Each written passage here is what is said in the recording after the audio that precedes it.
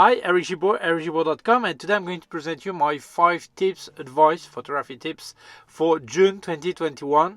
Special travel, vacation. Well, let's start. The first question people ask themselves is, what gear do I take with me? Well, you have to decide what kind of travel you're going to do, okay? Is it a photography travel? It means you go to a place specially to make pictures, or is just vacation travel and then you will make some pictures, but this is not what you aim at. It's not the main target of your travel, is not photography. Okay, so in the first case, obviously you should get as much as you may need, so you should try to know in advance if you're going to need a tele lens, wide angle, fisheye, whatever, and get that gear. And probably you also need 2 camera bodies, because if you travel especially to make pictures, you don't want to be unable to make pictures because your camera body has broken, so you should probably have 2 bodies. Okay, and also you should get along enough batteries, enough SD card or whatever memory card you use, whatever format you use. And also don't forget to get electric adapters, because maybe the plug system is different in the country where you're going. So get all the adapters, everything you need to make sure you will be able to make your pictures. That's really important.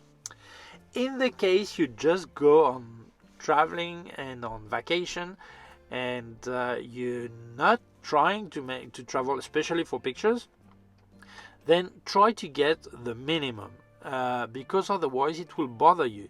You have to carry extra weight you don't actually need. You will probably not make as many pictures as you thought, and you will have some lens you will never use. All this. So or you go to the beach or you go to a place and you're all the time worried about if they steal your gear, so you carry it all the time with you. That will be really annoying to have all that gear if your main target is not making pictures. So in this case, try to get as little as you can. And I made a video about picking a lens last month, and I said I don't like all-in-one lenses, because the old terrain is the same in French, you know, and because they really look like they're good at everything, but they're not actually good at much. Okay, so but in this case maybe it would be logical to have this extra long zoom that goes from really a wide range of focal length. Maybe get an extra prime lens luminous in case you wanted to make low light pictures or portrait, but otherwise maybe you could travel with that lens knowing that it will affect the optical quality anyway. But for the kind of picture you're going to make, it's like more a souvenir than good picture, than perfect picture, perfect optical picture, so that would be fine. Okay, advice number 2, if you travel by plane, try to get your gear with you in the plane, not in the part with all the suitcases, but with you in the cabin. Okay, that's really important, because you may get broken, your gear broken, or there are some people that actually steal your gear among the suitcases. All this depends where you travel. So always try to get the gear with you, because no insurance will cover the loss or the damage to your gear. Try to get it with you. So what's the problem there? Well, there is a maximum weight you can get with you in the cabin. It can be 8 to 10 kilos in low cost or normal flight, sometimes up to 16 or 20 if you're in business class or first class, but more likely it will be around 8 to 10 kilos. So the problem is that you get to the airport, you check your flight, and even if it's a machine, the normal is then you get your main suitcase to go into the plane, and they will check the weight. And if they see you have a backpack on you, they will say, please give me your backpack, I want to check the weight. And then maybe you're in trouble if you're overweight. So 2 options: or you have a friend that comes with you to the airport, he keeps that backpack with him away, so no employee see it, they don't see it. But if you can't do that, well, get your gear out. Get your camera hanging from your neck, get lenses in your pocket, get a jacket with a big pocket, even if it's hot, get the jacket on and get your lenses in the pockets to make sure that your backpack is not over the maximum weight. That's really important. Also the volume, obviously, make sure it's not over the maximum volume. Okay, so that's really a tip that is really important if you want your gear to travel with you in cabin. Third advice: in case you are overweight or over volume, you have the risk when you get to check to board the plane that they check again the weight or the volume. So it's really important that you are the last passenger to board the plane. Why? Because plane cannot take off late, because it costs them a lot of money, a lot of money. So if you are among the first, they will tell you, oh, this bag cannot go with you in the cabin, so we take it out, and it has to go back to the main part with all the suitcases, and all what you had planned will be wrong, and maybe they even may charge you extra because you have to get your bag there. But also, if you get last in the plane, then it's a last minute and they don't want to take off late. So if you say, no, you cannot board with that backpack, you need to get it in with the rest of the suitcase. You say, well, in this case I don't want to fly. What do you mean you don't want to fly? No, I don't want to fly. If you don't want to fly and you don't fly for a terrorism reason, they have to get your main suitcase out of the plane. And to find it may take 15 minutes, 20 minutes, half an hour, and they don't want to delay the plane, okay? So the employee there will say, okay, that's fine, okay, you can board, okay, get in. The only thing it may tell you is that, yeah, but in this case, your backpack will put it with a small kid cart, the pram, will put it with it, and will get it back to you when the plane lands. It means not when all the suitcases come out and you have to go to the checkout and get all this. No, it will be when you land, they'll give you back straight away. So it will not travel with the rest. It won't have the same risk of getting manipulated, broken, all this. So in this case, it may happen. But at least if you go last on the plane, it will not go with the rest of the suitcases, all this. So don't forget, board last. And if they say you cannot have this with you, you say, in this case, I don't want to fly, and they will sort it out. Advice number 4. For people who do analog photography, very often you hear people say, yeah, but the X-ray will damage your film. Well, that's true and that's not true. It depends on the sensitivity of your film. If it's 400 ISO, I say, no problem. If it's 3200, yes, that's a problem. So many people say, yeah, you just ask for manual check and they accept. No, that's not the way it works. Some people, some countries accept and others don't. In Spain, for example, I've had the problem in Tenerife airport and also in Barcelona airport. If you ask for manual check, they get you the low in the hand. If it's under 1600 ISO, they will not do manual check. No way. No way. Nothing. You can cry, you can do anything. They will not accept to do manual check. Okay? So, you have 2 options. First of all, you should always travel with your all films in a small bag, special X-ray bag. It's like for the frozen food, it looks like this, like kind of metal you put in there. That will protect quite a bit. And second, another option is if you can spool your film yourself, respool your film in a cartridge that doesn't correspond to the ISO. For example, you get 3200 ISO cartridge, and then you can spool in there 400 ISO, 100 ISO. So the guy will see the spool that says 3200, although inside it's not 3200. That's one option. It's not always possible for you, so that's one option.